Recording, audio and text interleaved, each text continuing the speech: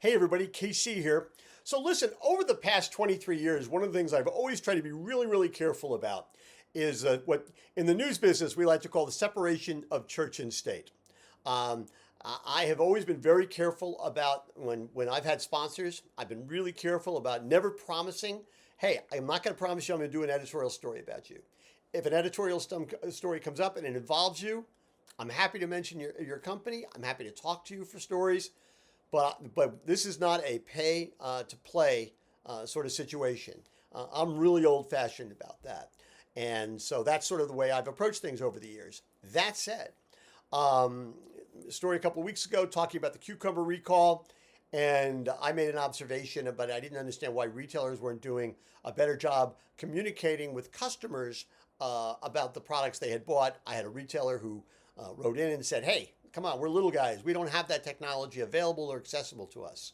Um, I was curious. So I reached out to Roger Hancock of Recall Infolink, happens to be a Morning Newsbeat sponsor. And I said, could you come talk about that? Because I have a sense that that technology is available and is accessible. And he agreed to do that. And that's what you're about to see. So I hope you enjoy what I think is an informative conversation with Roger Hancock of Recall Infolink. Roger Hancock, welcome back to Morning Newsbeat. Thank you. Good to be Appreciate here you as doing always. this. So, as I've already explained to my audience, this is precipitated by the idea that there was a cucumber recall. There continues to be a cucumber recall. And we had bought cucumbers, had them over Thanksgiving. My wife didn't feel well. Don't know if it was related to the cucumbers or not. But one of the things I pointed out was it would have been great if the two different retailers where we bought the cucumbers could have sent us an email or a text and said, hey, you bought cucumbers. If they are affected, you should toss them out. Don't eat them. Bring them back. Whatever. Or hey, the cucumbers you bought, they're not affected. You don't have to worry about it. But instead, there were crickets. And when I wrote that, I got a pushback from a retailer saying, "Hey, maybe the big guys can do that." But that technology is either not accessible or not available to anybody under a certain size. Um, you reached out to me to say, yeah, it kind of is. So go ahead, tell us what is available to retailers. There's a lot of technology available to retailers today. It's really about connecting some key data points. One, do you have information about a recalled product? Two, do you have information about a customer who bought that product? And three, do you have a message to send them? And there's technology that can connect those three data points in a very timely way to get an important recall message to a consumer. Absolutely. There's even technology where consumers can access it themselves by scanning a QR code or a 2D barcode to potentially get a recall message. So yes, technology is available. But rather than expecting the consumer to do that, I would think the retailer would want to have the ability to push that message out to consumers. Well, let me actually go back 1 second. Am I right to assume, and maybe I'm not, but am I right to assume that every retailer who sold the cucumbers or in other cases or other products in the past that have been recalled, they've been notified by the manufacturer distributor of that recall? Am I correct to assume that? You are correct. Okay. So the retailer knows. So Right. the breakdown comes retailer to shopper, right? Correct. So Well, there's a gap there. right, there's a gap. So it makes sense to me that a retailer, I mean, when a retailer is collecting email addresses, cell phone numbers for text messages, whatever, it would seem to me to make complete sense and not to be that difficult to put a little box there that says, would you, occasionally products are recalled. If you've bought a recalled product, would you like us to reach out to you? Yes or no? Check. I say, yeah. I mean, I can't imagine anybody saying no. But if they Right. do and they eat a product and they get sick, or at least the retailer can say, we wanted to tell you, right? Yeah. I mean, I think the Right. retailer owes that to their customers. I think you're pointing to a couple of really important things. In signing up for a loyalty program or a membership program or whatever, there's an opportunity for the retailer to connect to the consumer in a variety of ways. Recalled products and public health and safety is a great illustration of what you can do in that connection. And then being able to follow through on it to actually notify your customers, I think is very important. And it's, you've been talking a lot for a long time about differentiators and what are points of differentiation. This could be a true point of differentiation. Sooner or later, we hope it becomes kind of a cost of doing business. Everyone can do it, but for now, it's absolutely a differentiator. Is it to address one of the issues that the retailer who wrote into me wrote about? Are these kinds of things a bit affordable? I mean, how do you figure out I'm not sure you can figure out ROI specifically, but how expensive are these kinds of systems? Yeah, let me answer from two sides of that same coin. One is cost pennies. You can notify consumers for pennies. And the other thing to consider is what's the cost of not doing it? And the cost of not doing it could be substantial. And if you incur the cost of not doing it, you'll be kicking yourself why you didn't spend the cost to do it, because the cost to do it is pennies compared to the cost of not doing it is potentially millions. Right. And when you say pennies, so I mean, let's say the average store, however many customers, they have 20,000 shoppers, let's say, in an average store in their list. I don't know if that's a good number or not. So it's literally pennies to reach out to everyone. If every one of those have given you an email address or a cell phone number, I'm lousy at math, but it's not a lot of money to send those people a note. And again, to make to your other point, the cost of not doing it could be substantial. Exactly. Right. Yeah. And retailers will resonate with this. There are very few products in your store that your entire customer base purchases. Right. So recalls are typically narrow, and you can narrow them down. First, did a customer buy it? Did a customer buy the particular lot? If you have that kind of information in your database. But so the cost per notification is small. The cost of customers who actually purchased a recall product tends to be on the smaller side. Some recalls that span a large time period have a higher customer base. But to answer your question directly, pennies per customer to notify them, and potentially millions of dollars not to notify them. And clearly, the information has to be available, and the information about who bought the product has to be available to the retailer, right? In that if either I'm scanning a self checkout, somebody's scanning for me at a staff checkout, that information is going into the computer. I mean, if any retail, I mean, there's almost nobody. I can't think of a retailer out there who doesn't have scanning. If you have scanning, you've got to have the ability to know who bought what products. I would think, and especially, I mean, and everybody's using credit cards or debit cards. I mean, all that information, unless somebody pays cash, it's the information has to be there. Yes, exactly. Where it is can be a little bit tricky. Credit card purchase history is a little bit different than loyalty card purchase history, which is different than cash purchase history. But those three databases do exist. Yeah.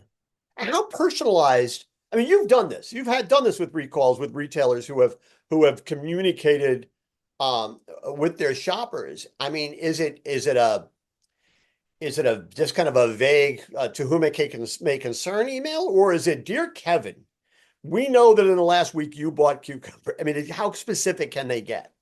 Yeah, that's a great question, Kevin. And again, it depends a little bit on the data, the nature of the data, and the system that's processing the data, because you could get very specific. You could say, dear Kevin, you purchased 3 cucumbers on December 10th. Right. And they were recalled on December 11th. So please take appropriate action. We suggest you return them to your retailer or just throw them away. Right. If you throw them away, you have to be careful to wash your hands when you're done. Okay.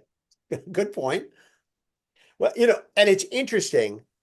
So my wife was going out to pick up some stuff the other day just to serve with hummus.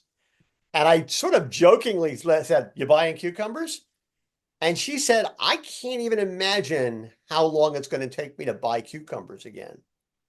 So the long-term implications for a customer of, first of all, eroding trust in the product, and also eroding trust in the retailer is is I think can be significant in the sense that because there's such lack of information out there that that this isn't just about cucumbers. This is about something greater, in my view. Well, there's lots of levels to this, actually, Kevin, because what's true at the product level, at the cucumber, could also be true at the brand level. Mhm. If your wife had bought cucumbers from two separate retailers and one of them notified her and the other one didn't, Oh, she would be having that same thought process of not just where am I gonna get cucumbers or not, but where am I gonna buy those cucumbers? And there's the personal level of protection, but there's also a public health level of protection. You know, we see outbreak notices span lots of states and lots of geography. And if you're notifying lots and lots of people, there's a public health protection. And then the third level is this retailer consumer connection. There's huge value in creating that connection with your retailer. I mean, with your consumer.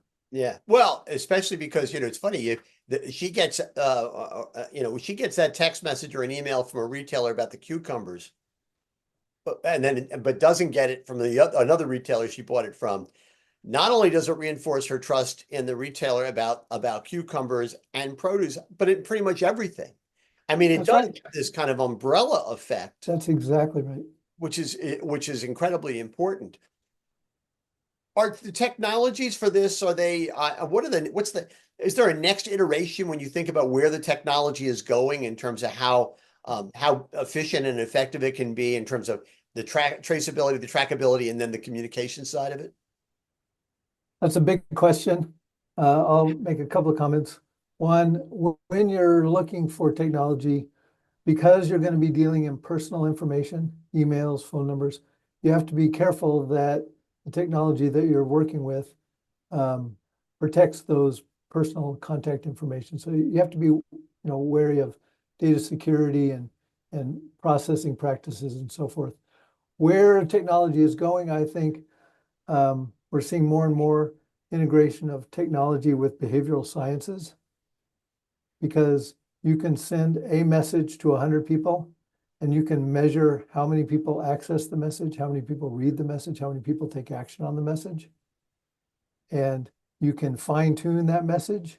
And sometimes you need to fine tune that message into 10 different groups of 10 because there are communication and other preferences and how people receive communication. So I think that the integration between technology and behavioral science to make messaging most effective is going to be a really interesting kind of next generation move in not only recall space, but in other marketing and communication spaces. And I would think AI would be a vital tool in sort of both, figuring out best approaches and also figuring and analyzing results. Yeah, that's entirely true. One thing is that a lot of AI is, based on large language models, a model of data that already exists. And there's not a lot of variety of recall communications that exist today. And so a lot of it's going to be training AI models on different types of messaging and seeing out which ones work better. Yeah.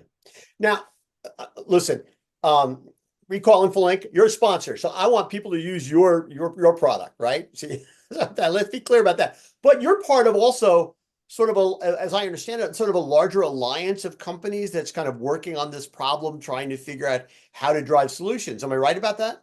You're right, Kevin. There's actually several groups. The FDA has recall modernization as a topic of theirs. The USDA is always looking at recall improvements. So seeing this supply chain view, we created an alliance for recall ready communities. That is supply chains that are ready to process recalls. Together right now, there are 30 or so, 35 organizations and companies that are participating in the alliance. It's free to participate. We welcome stakeholders to join. And what we're looking at doing is developing a model for how recalls get processed in a more standard way, because today there's no standard that exists, which creates its own level of confusion. Right. So yeah, you're right. Yeah. Well, listen, this has been great, and I'm glad. I thought of you as soon as I got that email that it made total sense that we should do this. because it did seem like for you a fastball right across the middle of the plate. So I'm glad you were able to take a swing at it and hit it. I will put your email address and your company information in the text version of this so people can reach out to you. Thank you very much. And hey, listen, happy holidays. Same. Happy and safe holidays. Take care. All right. Bye-bye.